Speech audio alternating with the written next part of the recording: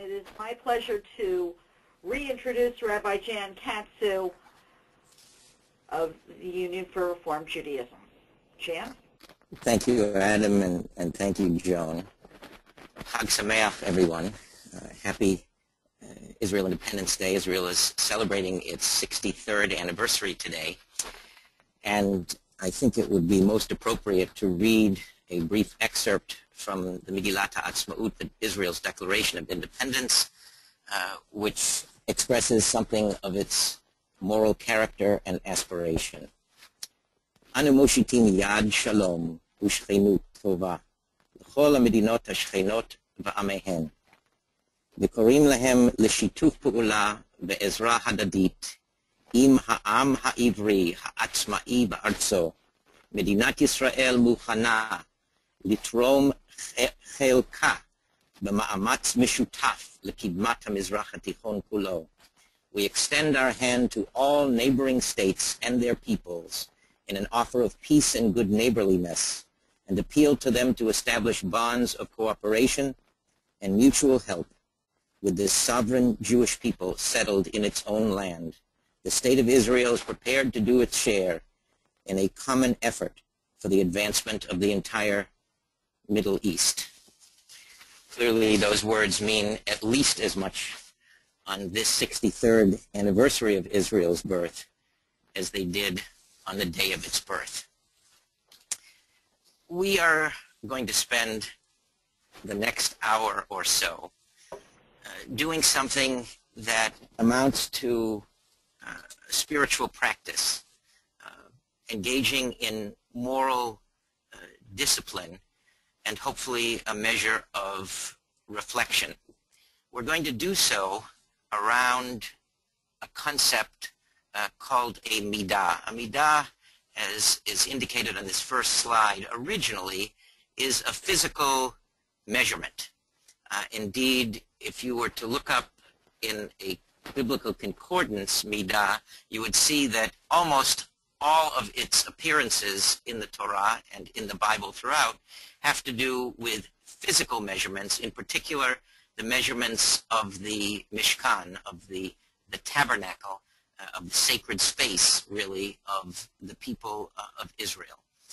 And over time, in much the same way as sacrifices became prayers, when the rabbis were the leaders, the inheritors, really, of the mantle of Jewish leadership, after the kings and priests and prophets, the rabbis decided really that in addition to being a physical manifestation and measurement, a midah also needed to be considered a moral measure, a character trait. And in particular, the midot, were the character traits or virtues, were seen as being manifestations of what it could mean to respond to the question, what does it mean to be created in the image of God? Clearly, unless we were studying Hechalot literature, which is kind of an early form of Jewish mysticism, we wouldn't be talking about physical measurements of God. And the rabbis countered, suggesting that we need to consider midot in their pristine form of being moral measures. And ultimately, in Jewish thought, over the course of the last couple of thousand years, a midah has come to be understood as a virtue, and in particular, a virtue that requires nurturing, that requires cultivating through a form of spiritual and ethical practice or discipline. This next slide is, on the left side, an excerpt from the book of Exodus. This is almost literally in the wake of the golden calf episode, when the precursors or predecessors of the Jewish people had reached their nadir in terms of turning to idolatry, that Moses then has an intimate encounter, a revelation of the divine, and God comes as close as God ever comes, as it were, to revealing God's essence, to revealing God's self, so to speak. And the way very often this is rendered in English in the biblical text is that all of God's goodness passes before Moses. And God's goodness is described in this excerpt, in this pericope of just 2 verses from Exodus chapter 34. Adonai, Adonai, a God compassionate and gracious, slow to anger, abounding in kindness and faithfulness, extending kindness to the 1,000th generation, forgiving iniquity, transgression, and sin, yet not remitting all punishment. Some of you may recognize this not only from Torah, but also from the Machzor, from the High Holiday prayer book, in which this is a repeated motif in the symphony of the Tefillot, in the symphony of prayers assigned to Rosh Hashanah and Yom Kippur, apparently, among other things, as a reminder to us and to God that as we are participating in tshuva, in acts of return and repentance, that God is reminded of being compassionate and accepting of our repentance. On the right side of this slide, you will see listed what have classically been termed as the 13 Midot, the 13 divine attributes, and they are in line with the verses 6 and 7 in chapter 34 of Exodus. Adonai, Adonai, as you perhaps know from your other study of Torah, in a rabbinic prism or through a rabbinic lens, there are no pleonasms, there are no extra words in the Torah, and as a consequence, they said, wait a second, Adonai, Adonai, this is a repeated word. It must be meaningfully repeated, not just merely a redundancy. And Adonai is, in the rabbinic idiom, understood to be the compassionate, merciful, and gracious aspect of God. And therefore, the first 2 of the Divine Midot suggest, among other things, that God is merciful a priori and a posteriori. God is merciful before we commit some act that is sinful or errant, and afterwards. So there is a sense of God's mercy bracketing our errors and misdeeds in the course of our lives, almost as though God is protecting us, shielding us from our own sin. Next, the word God is yet Elohim, is another aspect of God, and this is understood very often to be the just part of God, the powerful part of God, and here rendered Almighty. Next, compassionate, El Hanun, V'rachum, and gracious, Erech Apayim, God who is long-suffering, who is patient, who is loving, who is true, and who remembers, in this case, the good, that God has, as it were, a longer memory for those acts of beneficence than for those acts of malevolence. And this is understood to be a conscious, intentional, divine act of chesed, of love that is undeserved but nonetheless given. And then the 10th, 11th, and 12th of the Midot have to do with God's different types of forgiveness. There are multiple words for acts of evil, and here listed are 3 of them: avon, v'fesha, v'chata'a, that evil and rebelliousness and guilt. And then ultimately, yet God does not remit all punishment. Even in the divine, there are limits to compassion and mercy. And among other things, this is meant to recognize that there are times in which God, and ultimately as reflectors of God, we need to show limits to mercy as well. Now, those 13 divine attributes are not meant to be resident exclusively in God. And in response to the query, what does it mean for us to be created b'tselem Elohim, for us to be created in the image of God, and for us to imitate God, the rabbis chose these 13 moral virtues as opportunities for us to demonstrate our divine capacity, our divine potential.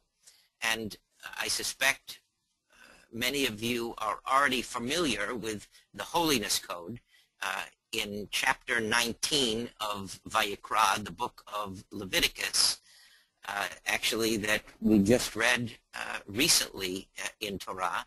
It begins with the notion that you shall be kadoshim, kadoshim tihiyu, you shall be holy, as it were, in the future. And the rationale for us being holy or separate, or even better, leaving it in the Hebrew, kadoshim, is a consequence of our attempt to imitate God.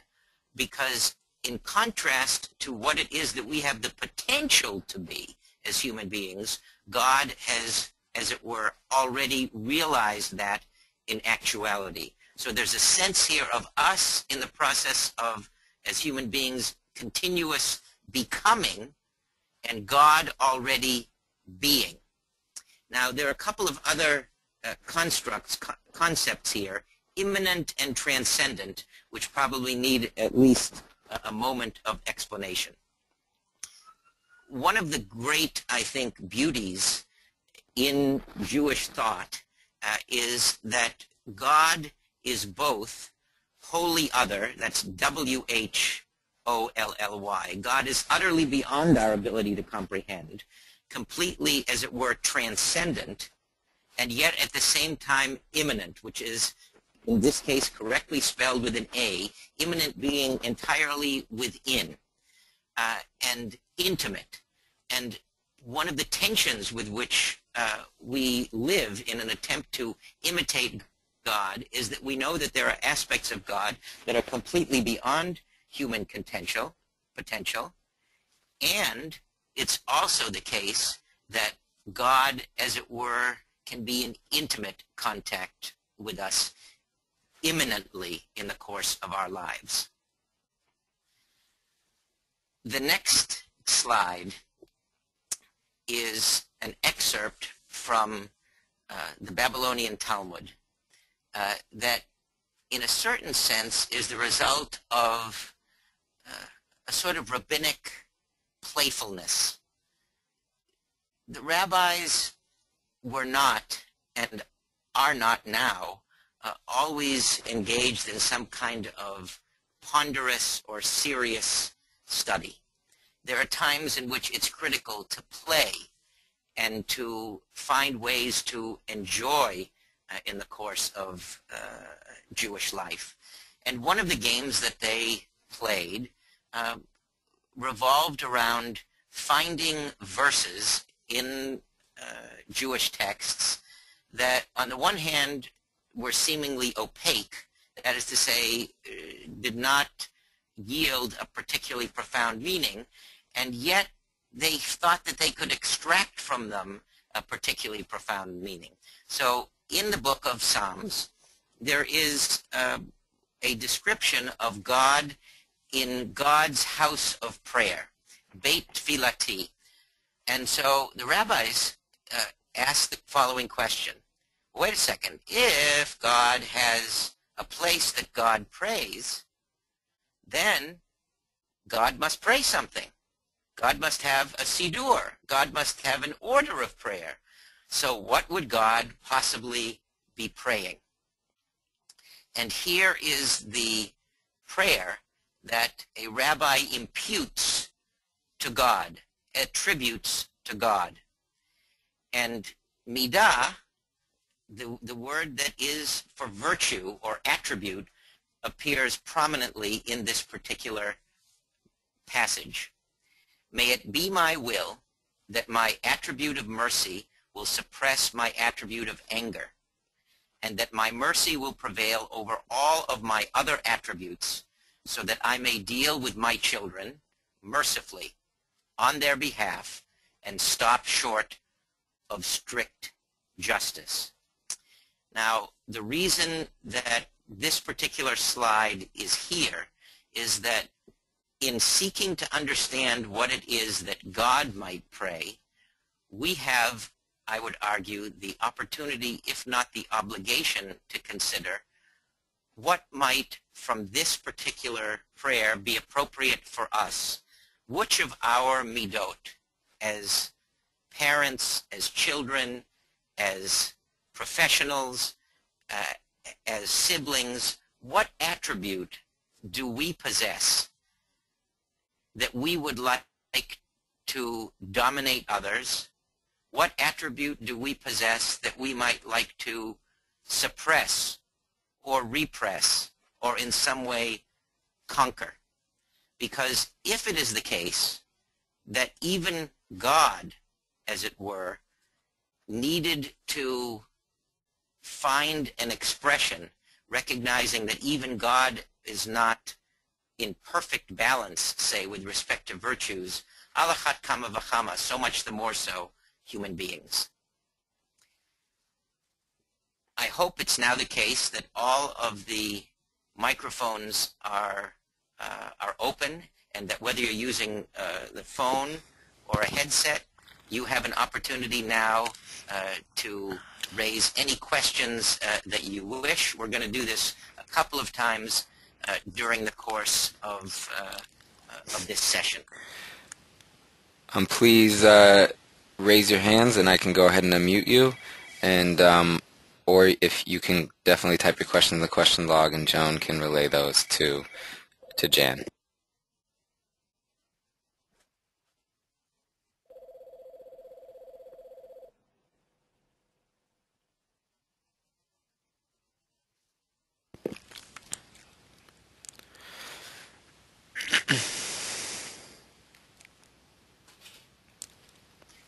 If there are no questions or comments, then certainly we can proceed.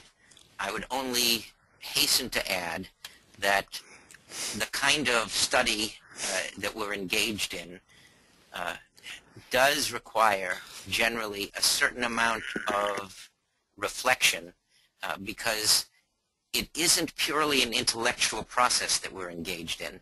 There is a desire to have each one of us struggle a little bit with what it might mean, for example, to consider what attribute or what virtue we possess that we would like to be more dominant in the course of our lives, and most particularly in the course of the relationships with the people who mean most to us. We do have a hand raised. Okay, great. And there's Please. a question in the question log, so. Daniel, you're unmuted. Yes, you hear me? Yep. Yes. Yes, we do. Okay. Hello. Thanks for this wonderful opportunity to study this subject. It seems that the interest of Musar is very much the subject of the book of Proverbs, that the ancient sensitive souls whose words are recorded in that book were very much the ancient Musarists, so to speak. What would you say about that? I don't know if you can see is the next slide up, but you are, as it were, reading the minds involved in developing this process. Indeed, the book Mishle, the book of Proverbs, is a precursor of not just the Musar movement, but which we are going to get to a little bit later in this conversation, but the concept Musar is really first developed in the Proverbs. Excuse me. Musar has multiple renderings in English. Here on this slide, for example, it's rendered as discipline. Very often you may see it as ethics or morals. Musar, in terms of its root word, really has to do with being restrained. What is the shoresh of Musar? It's Yud Samach Resh. It's Yisurin.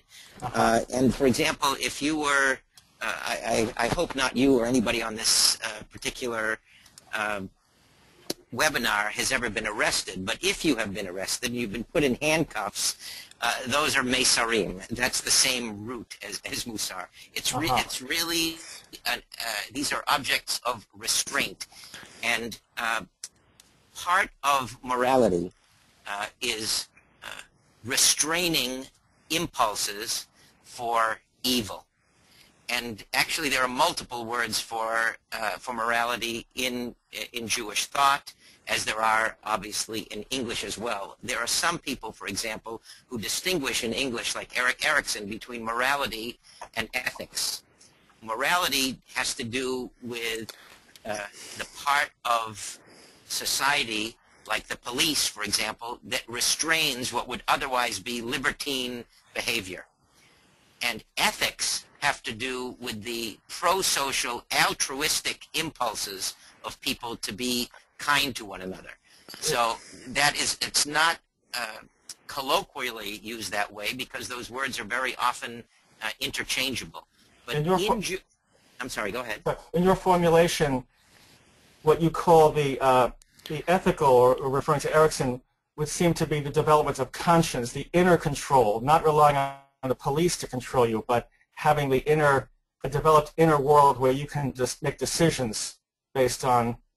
Yes, I think that's a fair way of putting it. And part of Musar here is to develop a discipline within that accomplishes what it was that God, as it were, was praying for. To have certain of our impulses suppressed in order to highlight others. In the case of God, it was God's anger. And in one instance, and in the other instance, it was God's justice, that God's justice and anger be almost subsumed under God's kindness or compassion. Now, what we have in terms of the word Musar, it does not appear in the Torah at all. It first appears in the book of Jeremiah, and it has to do, in this instance, as much with correction, Musar, as it does discipline. It is developed just as David has said. As soon as I finish, I'll be happy to take one more query. Just as David has said, in the book of Proverbs, and there are 3 different examples, there are many more that exist in the book, but here are 3 of them. How I hated discipline. Heed discipline and become wise, and he who loves discipline loves knowledge. So you have, over the course of just a few chapters in the book of Proverbs, a sense of initially discipline being a restraint and being something that is despised almost, and then ultimately discipline becoming an object of ahada, of love, of appreciation, recognizing that one who, in this last phrase here, who loves Musar, also loves da'at, loves intimate knowledge, in particular of God. Joan, was there another query? There were 2 comments in the one comment and one question in the questions log. First is from Peter, who said, from a legal perspective, in criminal law, minimum mandatory sentences do not reflect Jewish values. Minimum Okay. From Harriet, who asked if you could talk about humility. could I talk about humility? Well, yes, we are going to get in one of the slides to humility. If you have a question that requires amplification at that time, Harriet, please raise it. Otherwise, I hope to address it.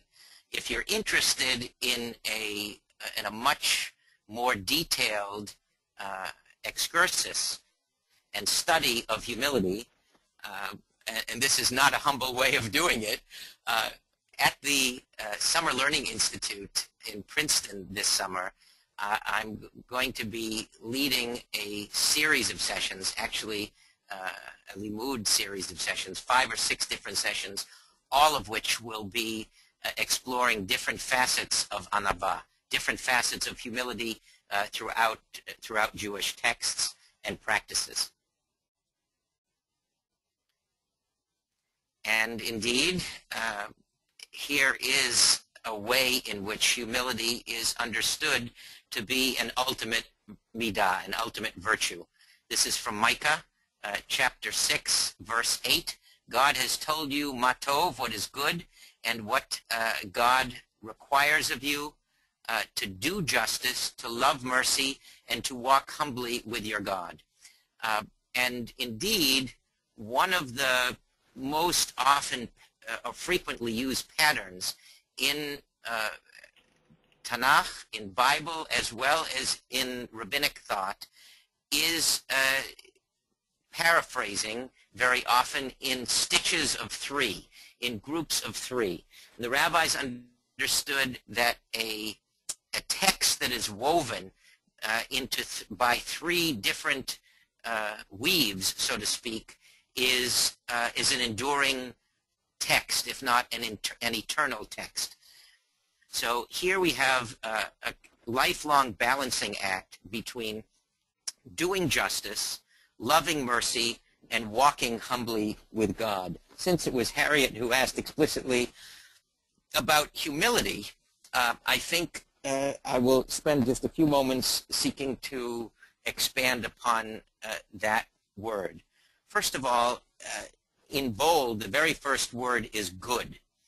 And I think that's key in and of itself, because this is not meant to be otherworldly or accessible only to heroes, like people, for example, now that we'd be speaking about on SEAL Team 6. So it's not only what God is expecting of extraordinary people. These are virtues which are designed to be embedded in and expressed by good people, people who are not necessarily common, but virtues that everybody has access to. And humility here, being the third of the 3, is further expanded by suggesting that this is a humility that is tied to God.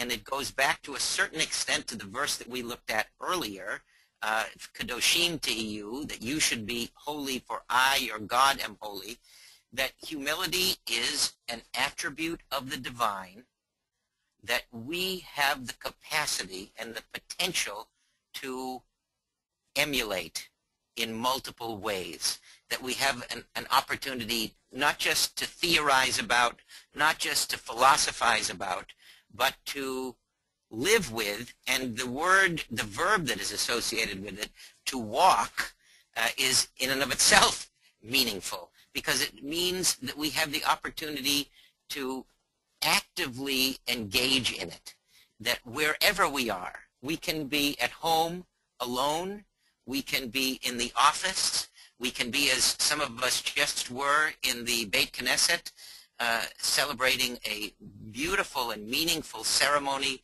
that was really the transition from Yom HaZikaron, Memorial Day in Israel, to Yom HaAtzmaut, the day of Israel's independence, and to do so with a sense of modesty, with a sense of living a life as though what you have in life is not because you deserve it, but because it is a gift. That is one of the kind of animating principles Jewishly behind the concept of humility, that what we have is a blessing from God, not because we've earned a PhD or a rabbinic ordination or a CEO with a corner office or a managing partner of a law firm or whatever it might be, that, or the beautiful house that we own or something of that nature, that whatever we possess is an opportunity for us to be thankful for possessing it, recognizing that our possession of it is transitory and temporary, and that with our lives themselves being ephemeral, being limited and finite, that we have every reason to live as much as possible with a sense of modesty and humility. This, I admit, is one of my most favorite apothegms or aphorisms from the Talmud. I attempted here to translate utilizing some of the same alliteration that is used in the Babylonian Talmud, but regrettably it doesn't work. It's koso, kiso, v'ka'aso in the Babylonian Talmud, which here is rendered liquor, lucre, and anger. And these are three lenses through which it's really possible to know the true attributes of a person. When a person is drunk,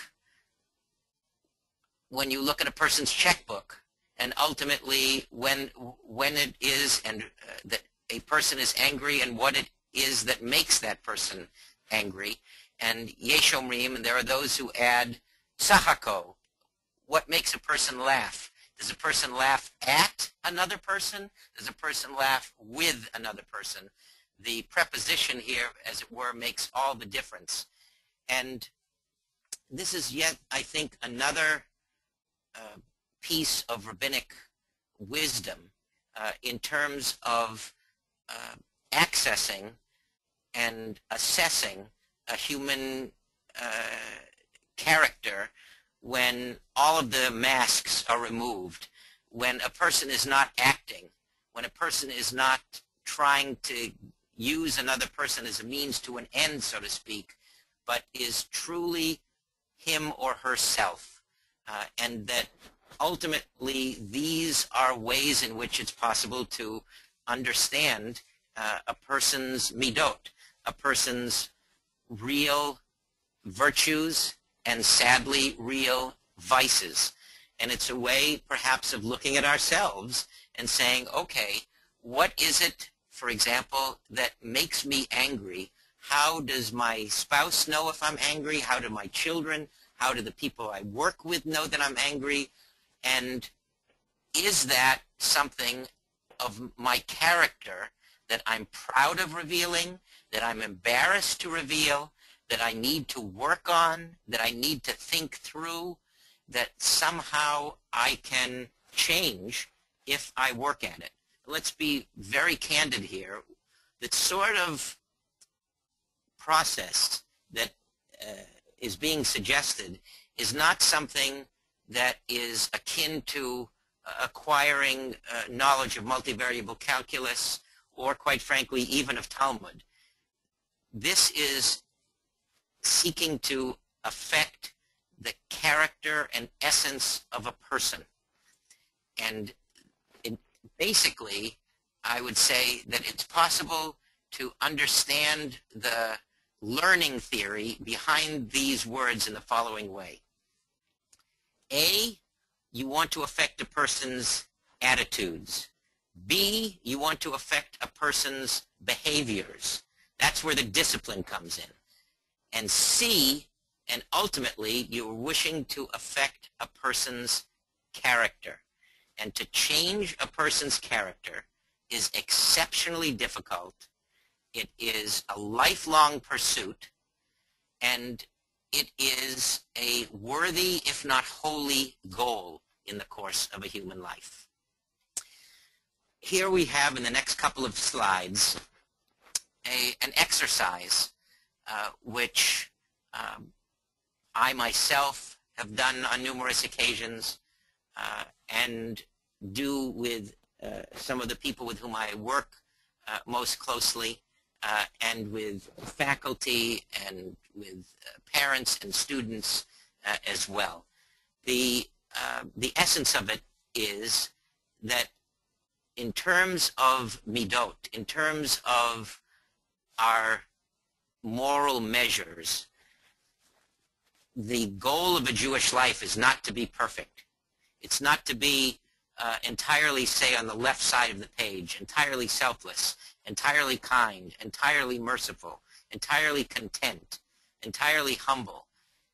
Those are saintly attributes that are extraordinary. Similarly, the goal in terms of, or a goal of a Jewish life is not to be on the right extreme of the page, of being selfish and untrustworthy and duplicitous and arrogant, etc. The goal is very much like what Aristotle and, in Jewish context, Maimonides wrote subsequently about having a moral balance, about finding a shvil hazahav, a golden mean between being, on the one hand, selfless, and on the other hand, selfish. So that when Hillel writes, for example, Im ein ani li mili, if I'm not for myself, who will be for me? That is a suggestion that a person needs to be an advocate for him or herself. And at the same time, if I'm only for myself, ksha'ani la'atzmi ma'ani, if I'm only for myself, what am I? The suggestion being that I'm not living in accordance with what it could mean to imitate God.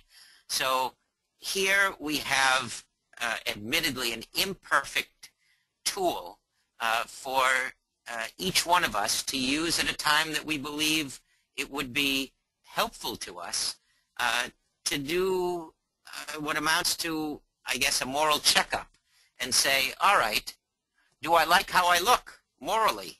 Not in the mirror physically, but in the mirror ethically. And one of the, I think, most important and empowering aspects of Jewish life is that not just on Yom Kippur, but on any day, at any time, if we do not like the way we look on the inside, we can change it. And that process involves many different possibilities, many different techniques that can be incorporated as a discipline into your life. Jan, there Yes. was a comment on the previous page. Okay. Pointing out that liquor today would be food given its availability and the problems of obesity. Ah, excellent. As a matter of fact, that word in Hebrew, which is koso, has multiple meanings. And one of the meanings actually has to do with the way you would relate to a person sexually. A kos is one of the words that is, rabbinically speaking, used for the female genitalia, but it has further been expanded beyond that. And one of the other reasons that I mention that, in addition to hoping that everybody on this phone call is at least bar bat mitzvah, is the fact that I find it funny at times when people have associations of the Talmud as being, you know, this very serious, somber, sober, ponderous involvement of Jewish life, and it's anything but. There are times in which it's playful. There are times in which it's salacious. When the rabbis write, hafokba v'hafokba dekulaba, turn it over and over again because everything is in it, they mean it. They mean that there's mathematics in it, that there's social studies in it, that there's character development in it, that there's law in it, that basically any discipline that one could conceive of is in some way reflected in Talmudic law and lore. So thank you very much for the comment. There's another one that came in also on that. For Merle, food-wise, it can also pertain to people who don't take care of their illnesses, for example, diabetes. I'm referencing this to the liquor. Yes. Look, thank you very much. I mean, what any of you is saying and doing is at least as valuable, if not more so, than what I'm saying. I am merely seeking, in some instances, to comment on and to uncover some of the layers of these texts. Every single one of these texts could be, and perhaps even should be, the source of very significant and nuanced, thoughtful commentary. So I very much appreciate all that you are adding to whatever it is that we are looking at together. And quite frankly, my hope is, in doing something like this, that in addition to having this sacred hour of thinking and learning together, that some of you, or some of us, because I'm including myself in this as well, will seek to find ways to incorporate a piece of this mosaic into the course of our lives. Indeed, education, and Jewish learning in particular, is all about finding ways to make Torah a Torat Hayim, to take a text, a teaching, and to make it come alive by the way that we seek to embed it and incorporate it and integrate it into who we are. And Jan, another comment Yes. from Daniel again. In changing ourselves, there's a dialectic between self-help and seeking God's help. Excellent.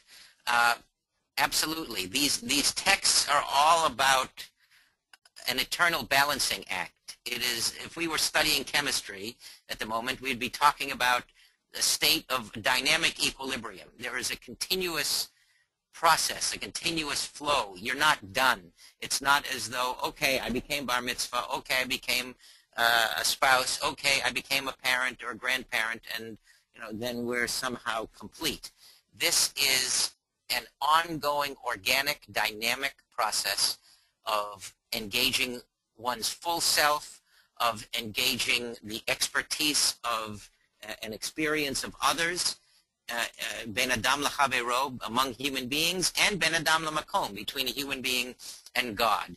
And this next slide introduces one of the extraordinary Jewish philosophers in the medieval period, indicated here in 11th century Spain, Bahya Ibn Pekudah.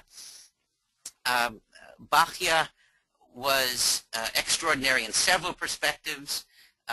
He was highly influenced by Sufism, and if any of you is ever interested in asceticism, in being a hermit in any way associated with Judaism, Bahya Ibn Pekudah would be probably the first person to whom I would ask you to turn, because most often asceticism is considered to be un-Jewish or non-Jewish, but Bahya Ibn Pekudah sought to find ways to incorporate it into his own writing and practice. He wrote several seminal texts, chief among them Chovot HaLevavot, Duties of the Heart. He introduced the concept that in addition to there being mitzvot, or duties that we are supposed to perform with our bodies, physically speaking, we also need to perform duties, obligation, and mitzvot that are internal. And his suggestion in the 10th chapter of Chovot HaLevavot, the ultimate chapter, is cultivating the inner virtue, which amounts to love of God, and that all of our lives effectively should be an ode, a hymn, a song, a prayer of love to God. And indeed, quoting him, although this was a text originally written in Arabic, then translated later to Hebrew, and now rendered in English, the soul's longing of her And the reason a soul is her here is that neshama is used. Neshama is a feminine form of the word, and so it's rendered here the soul's longing of her own accord for her creator to cleave to God's supernal light. That is an expression, as far as Bahya Ibn Pekudah was concerned, of love of God. And I introduced the Hebrew word here, dveikut. Dveikut is a fundamental aspect of Jewish mysticism, of Hassidic thought as well, and is understood to be a way of imitating God, of living, as it were, in God's image, and that we have the ability in terms of our disciplined ethical behavior to express love of God through the construct of dveikut. From Lashon HaChasidim. When a man goes for the first time into a shop selling confectionery, he is given a little to taste free of charge, but he cannot expect to have a large amount without paying for it. God sometimes sends a little love for God into a person's heart in order to enable him, and I decided enough of the gender-insensitive language I just wrote at least once here, that it is not only applying to men, to enable him or her to see how sweet it is. But then it depends on us to decide to be worthy of divine grace. So here is yet another playful but hopefully poignant and compelling expression of imitating God, of cleaving to God, of recognizing that even though it may be God who is the initiator of Midot, the God who is the initiator of moral virtue, that we have the responsibility of responding to God's gift, God's blessing, by not just accepting it, but also embracing it and building upon it.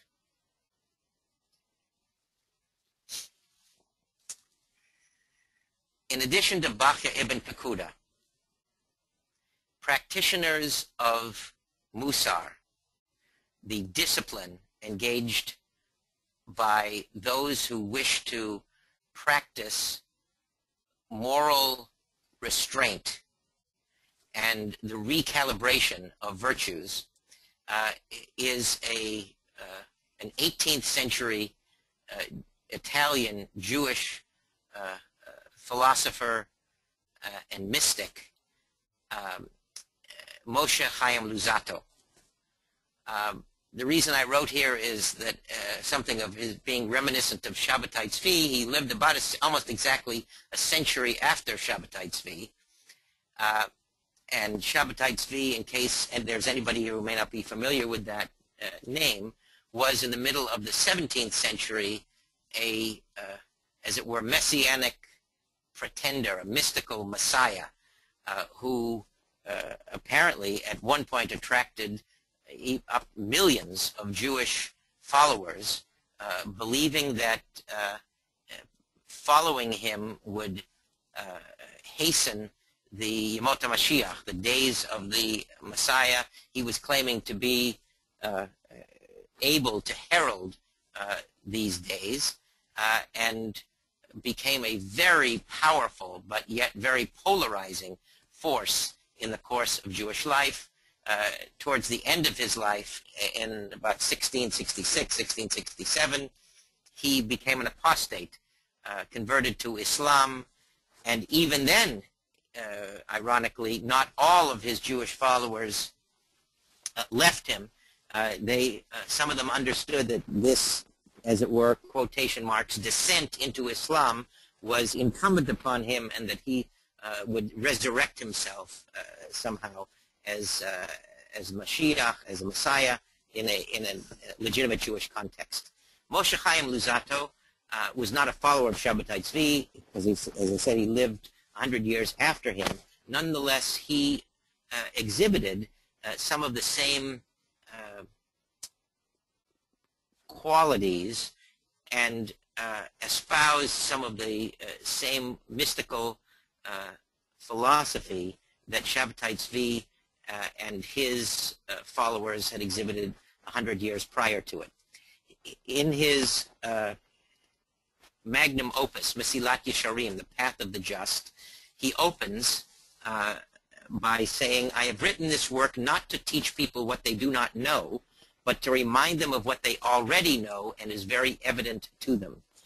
That's another way. I think it was Harriet who asked earlier about humility.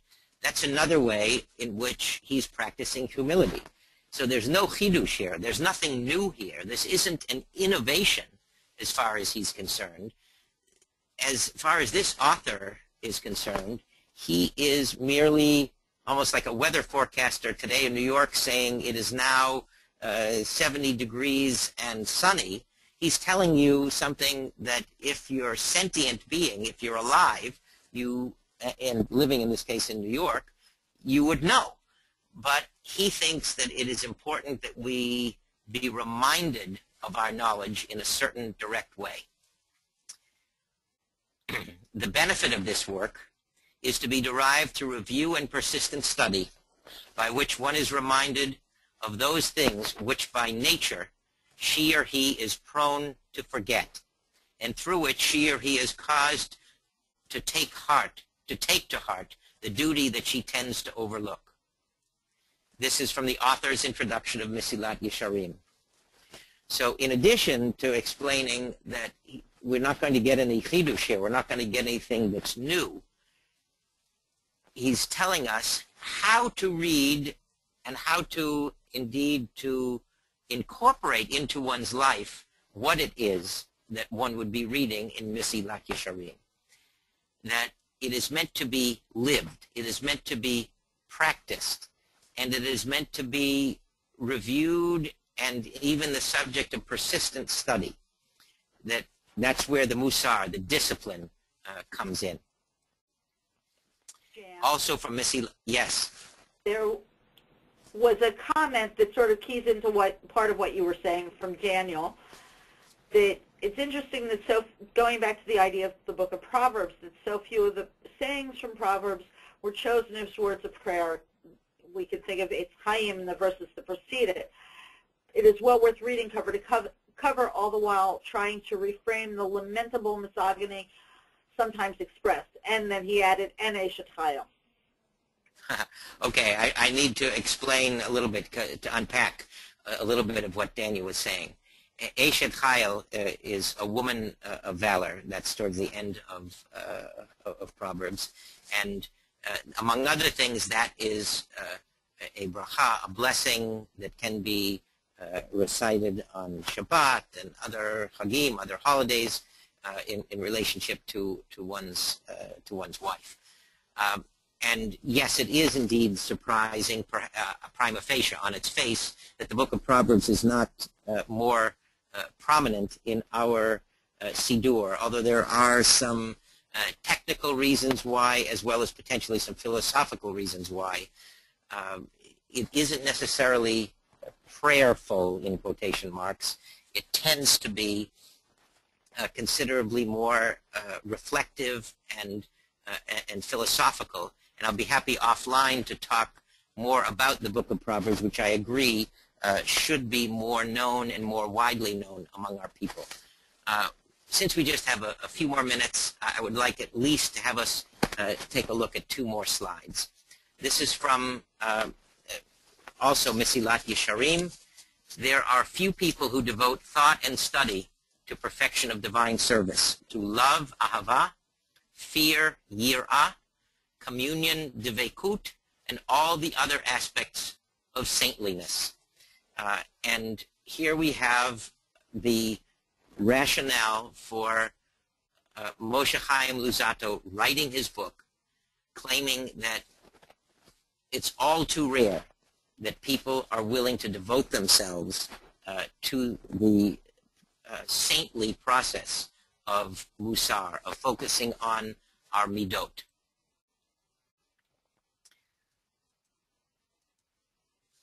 Lastly, or next to lastly, penultimately, in the 19th century in Lithuania, Israel, Lipkin became Israel Salanter, who led a movement, led a group, a community, seeking to enact Musar, seeking to not have it be an individual practice, but a group practice in which the focus would be on one's inner life, the life of the subconscious, and the principal challenge is to be self-aware and to seek, but yet never fully achieve, moral balance. Because it is Yom HaAtzmaut, the day of Israel's independence, I wanted to share finally a couple of slides that relate to pure, unadulterated joy. One day, people noticed Rabbi Nosson Zvi Finkel, the altar of Slobodka, enjoying a private banquet. Why? He had been told that a man in a far-off land whom he did not know had won a great prize. So the altar was full of joy for him, and so he made himself a party. Journal. At some point, if you find this practice meaningful, then what it would amount to is writing, keeping a journal that is not a diary of like where you've been on Twitter, but a journal that indicates something of how you are seeing yourself in terms of the Midot you are developing. People search relentlessly for a city of happiness, not realizing that it could only be found in a state of mind. Rav Kook, arguably the greatest chief rabbi of Palestine, just prior to the advent of the State of Israel, wrote this: "Delight and joy must accompany your every spiritual endeavor. Only when you delight and rejoice in each fine and positive deed will you have the enthusiasm to act in the most ideal manner and add to your deeds every day. Only when the delight and joy in your heart are bound to your fine and positive actions will they be anchored in you." For a modern, very contemporary view of Musar, you may want to look at Alan Morinus' Everyday Holy Day. Find the beauty in your day and allow it to open your heart to joy. And let's together end by reciting the words of Naftali Herz Imber, which became HaTikvah, the hope of not just the State of Israel, but the people of Israel. Please join me. And with this we conclude. Thank you so much for your active engagement and participation, and hope for Musar, discipline. So long as within the inmost heart a Jewish spirit sings, so long as the eye looks eastward, gazing toward Zion, our hope is not lost. The hope of 2,000 years to be a free people in our land, the land of Zion and Jerusalem.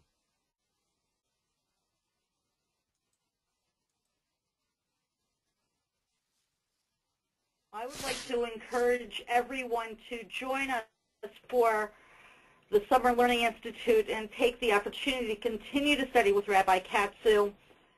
And I thank everyone for their comments about appreciating today's presentation, and we will be back in the fall with more Torah live webinars. להתראות.